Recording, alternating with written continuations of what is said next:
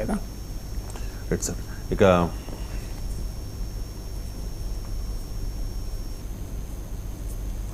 ఆంధ్రప్రదేశ్లో ఎన్నికలు పూర్తయ్యాయి. మరో 5 రోజుల్లో ఎన్నికల ఫలితాలు కూడా రాబోతూ ఉన్నాయి. గెలుపుపై ఎవరి ధీమా వాళ్ళు వ్యక్తం చేస్తున్న పరిస్థితుల్లో ఈ 2024 ఎన్నికలు వివిధ పార్టీల అధినేతలకు నేర్పిన పాఠాలు ఏంటి అనే దాని మీద మనం మాట్లాడదాం సార్. ముందుగా 44 ఏళ్ల సుదీర్ఘ రాజకీయ ప్రస్థానం, 14 ఏళ్ల పాటు ముఖ్యమంత్రిగా పనిచేసిన టీడీపీ అధినేత చంద్రబాబు నాయుడు నేర్చుకోవాల్సిన పాఠాలేంటి? ఈ ఎన్నికలు ఆయనకు నేర్పిన పాఠాలేంటి? మొదటి పాఠం ఏంటి అంటే భిన్నమైనటువంటి వైఖరులు తీసుకోకూడదు. నేను ఇంతకుముందు ఒక సందర్భంలో మోడీని విపరీతంగా తిట్టి, మరో సందర్భంలో మోడీని పొగిడి, ఈ రెండింటి మధ్య ఈ గ్యాప్ వల్ల ఎన్ని కష్టాలు పడాల్సి వచ్చింది చంద్రబాబు. మోడీ పొత్తు కొరకు పడిగాపులు కాయాల్సి వచ్చింది. బీజేపీ నాయకుల వెనకాల తిరగాల్సి వచ్చింది. ఇంత సీనియర్ నాయకుడై మోడీ కన్నా ముందే ముఖ్యమంత్రి అయిన చంద్రబాబు నాయుడు ఢిల్లీకి 2 సార్లు 3 సార్లు పిలిపించుకున్నారు అమిత్ షా, జేపీ నడ్డా. కానీ ఆ రకమైనటువంటి గౌరవం ఎందుకు దెబ్బతిన్నది? కారణం ఏంటంటే ఒక కన్సిస్టెన్సీ లేకపోవడం వల్ల. ఈ ఎన్నికల్లో కూడా చూడండి, ఒక్క బీజేపీ విషయంలోనే కాదు, వాలంటీర్లు ముందేమన్నారు, వాలంటీర్లు మహిళలు అక్రమ రవాణా చేస్తున్నారు అన్నాడు. మళ్ళీ వెంటనే ఏమన్నాడు, వాలంటీర్లు అవసరము, వాళ్ళకి 5,000 కాదు 10,000 ఇస్తా అన్నాడు. ఒకసారి ఏమో ల్యాండ్ టైటిలింగ్ యాక్ట్ చాలా గొప్ప చట్టం అని తమ నాయకుడైన కేశవ్తోనే అసెంబ్లీలో మాట్లాడించారు చంద్రబాబు నాయుడు. తర్వాత వెంటనే అసలు ఇది ప్రమాదకరమైన చట్టం, మీ భూములు కొట్టేస్తారు అన్నాడు. సో ఇలా నేను ఒక పవన్ కళ్యాణ్ 2019 ఎన్నికల సమయంలో టీడీపీ నేతలు ఏం విమర్శించారో ఇప్పుడు యూట్యూబ్లో కొరత దొరుకుతాయి కదా. మళ్ళీ పవన్ కళ్యాణ్ చాలా గొప్పవాడు అంటున్నారు. సో ఈ ఎక్స్ట్రీమ్ పొజిషన్స్ సింక్ అవడం చంద్రబాబు నాయుడు క్రెడిబిలిటీకి క్వశ్చన్ అయింది. ఒకదానేమో సంక్షేమ పథకాల వల్ల రాష్ట్ర నాశనం అవుతుంది, ఖజానా ఖాళీ అవుతుంది, శ్రీలంక అవుతుంది, ఆంధ్రప్రదేశ్ అంటారు. మళ్ళీ వెంటనే తాను సంక్షేమ పథకాలు అంతకన్నా ఎక్కువ అమలు చేస్తా అంటూ సూపర్ 6 అంటారు. ఒకసారి ఎన్నికల వరకు అమరావతి కేంద్రంగా తెలుగుదేశం పార్టీ ఈ 5 ఏళ్లలో రాజకీయ కార్యాచరణ చేసింది. మీరు ఎన్నికల్లో అమరావతి రెఫరెండంగా చంద్రబాబు నాయుడు ఎన్నికల్లో పోరాడాడు. మీరు చూడండి అమరావతి ఎంత ప్రముఖంగా ఈ ఎన్నికల్లో అంశంగా టీడీపీ మార్చిందో చూడండి మీరు. అందువల్ల ఇలా అనేక పొజిషన్స్, ఒక్కటి కాదు 2 కాదు, ఒక కన్సిస్టెన్సీ లేకపోవడం వల్ల క్రెడిబిలిటీ క్వశ్చన్ వస్తుంది. చంద్రబాబు నాయుడుకు అడ్మినిస్ట్రేషన్లో, డెవలప్మెంట్ విజన్లో, లిబరల్ ఎకనామిక్ రిఫార్మ్స్లో చంద్రబాబు నాయుడుకు ఉన్నటువంటి ప్రత్యేకత, టెక్నాలజీని అడాప్షన్లో చంద్రబాబు నాయుడు పూర్తిగా జనం యాక్సెప్ట్ చేస్తారు. That is the brand Chandrababu. So ఎవరు కాదనలేరు కదా.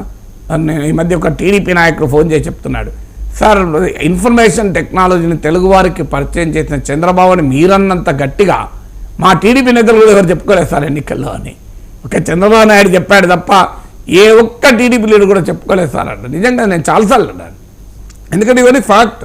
నాలాంటి వారికి ఫ్యాక్టే మాట్లాడు తప్ప భిన్నమైన సొంత అభిప్రాయాలతో అంటే పర్సనల్ ఇంట్రెస్ట్లు ఉండవు.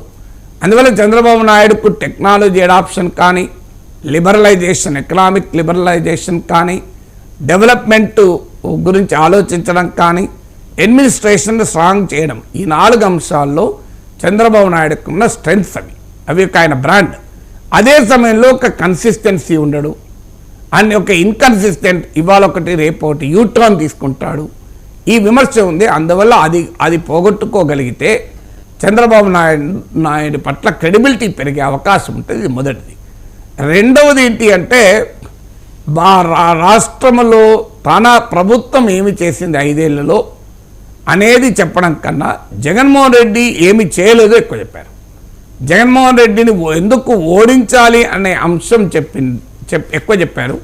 టీడీపీని కూటమిని ఎందుకు గెలిపించాలో చెప్పలేదు మీరు గమనిస్తే. సో ఆఖరికి మహిళలకు ఉచిత బస్సు రవాణా అనే పథకం కూడా ఎక్కడ ప్రచారం లేదు. సో అందువల్ల ఒక ఫియర్ అనే ఎమోషన్, అంటే భూమిపైన ఫియర్, జగన్ వస్తే ఏదో జరిగిపోతుంది అనే ఫియర్ను ఎన్నికల్లో ఒక అస్త్రంగా చంద్రబాబు ప్రయోగించాడు. ఇది అన్ని సందర్భాల్లో సక్సెస్ ఇవ్వదు. ఫియర్ కన్నా ప్రజలకు ఏం చేస్తావు, ఈ కూటమి అధికారంలోకి వస్తే ప్రజలకు నేను ఇచ్చేస్తాను అని చెప్పగలగాలి. అలాగే తాను 5 ఏళ్ల పాలనలో తాను ఇది చేశానని చెప్పగలగాలి. అందువల్ల ఒక నెగటివ్ క్యాంపెయిన్ ఈ ఎన్నికల్లో లాభపడకపోయినా ఎల్లకాలంలో రాజకీయాల్లో నిలబెట్టేది పాజిటివ్ క్యాంపెయిన్. తనకంటూ ఒక పాజిటివ్ ఓటు తెచ్చుకున్న వారు ఎన్నికల్లో ఓడిపోరు. తనకు ఈ ప్రత్యర్థుల నెగిటివ్ ఓటు పైన ఆధారపడ్డ వాళ్ళు ఒక ఎన్నికలో గెలుస్తారు, ఒక ఎన్నికలో ఓడిపోతారు. అందువల్ల తెలుగుదేశం పార్టీ ఒక పాజిటివ్ తెచ్చుకోవాలి. తర్వాత పార్టీ ఒకప్పుడు చాలా బలమైన పార్టీ, ఇప్పటికీ కూడా ఆ బలమే టీడీపీని బతికిస్తోంది. 2012లో జగన్మోహన్ రెడ్డి తిరుగుబాటు నేపథ్యంలో అసలు 12 చోట్ల ఉప ఎన్నికలు జరిగితే అత్యధిక చోట్ల డిపాజిట్ గలైంది టీడీపీకి. అలాంటి పార్టీ అటు జగన్మోహన్ రెడ్డి ఫెనామినా, ఇటు తెలంగాణ ఉద్యమం తెలుగుదేశాన్ని బలహీనపరిచినా కూడా 2014లో తిరిగి ఆంధ్రప్రదేశ్లో అధికారంలోకి రాగలిగాడు. తెలంగాణలో 15 సీట్లు తెచ్చుకోగలిగాడు. అది తెలుగుదేశం యొక్క నిర్మాణ గొప్పతనం. తెలుగుదేశం పార్టీకి ఉన్న శ్రేణులు, తెలుగుదేశం పార్టీకి ఉన్న క్యాడర్. అన్ఫార్చునేట్లీ అది కాలక్రమేణా ఆ క్యాడర్ బలహీనపడుతూ వచ్చింది. పార్టీ పైన కేంద్రీకరణ తగ్గింది. పార్టీలో అవకాశవాదులు చుట్టూ చేరారు. పార్టీలో ధనుకులు, డబ్బు పెట్టే వారిపైన చంద్రబాబు నాయుడు ఎక్కువ నమ్మకం పెట్టాడు. జెండా పట్టుకొని జీవితకాలం పనిచేసి రాజకీయాల్లో ఆస్తులు పోగొట్టుకున్న వారు అలాగే ఉన్నారు. మీకు రాజమండ్రిలో గోరంట్ల బుచ్చయ్య చౌదరి ఒక ఉదాహరణ. గోరంట్ల బుచ్చయ్య చౌదరి నాకు తెలిసినంత వరకు, నేను విన్నంత వరకు 1970sలోనే ఆయన భారీగా ఇన్కమ్ ట్యాక్స్ కట్టిన వ్యక్తి. సో అంత ఆస్తులు కరిగిపోయారు రాజకీయాల్లో. కానీ ఆయన ప్రతిపక్షంలో ఉన్నందుకు ఉపనాయకుడు అయ్యాడు. అధికారంలో ఉన్నప్పుడు ఆయన పక్క పెట్టారు, దూరం పెట్టారు. సో ఇలాంటి నాయకులు చాలామంది ఉన్నారు తెలుగుదేశంలో. కేవలం రాజకీయ నిబద్ధతతో తెలుగుదేశం పార్టీ ఎన్టీ రామారావు కాలం నుంచి ఇప్పటి వరకు ఆ పార్టీ అంటుపెట్టుకున్న వాళ్ళు ఉన్నారు. ఇప్పటి సోషల్ మీడియా పిచ్చి వాళ్ళకి తెలియదు పాపం.